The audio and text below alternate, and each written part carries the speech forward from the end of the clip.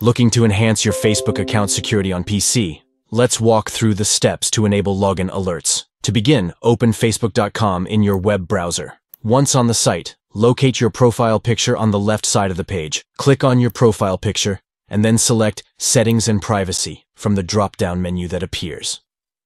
Next, click on Settings to access your account settings.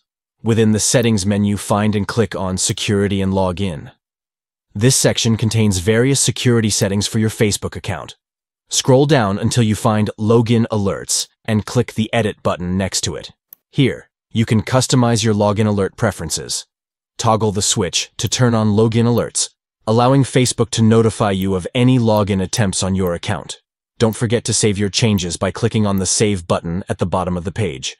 By enabling login alerts, you can stay informed about any unauthorized access attempts and take proactive steps to secure your account. Follow these simple steps to activate login alerts on Facebook and ensure a more secure online experience. Take control of your account security and receive timely notifications about login activity on your PC.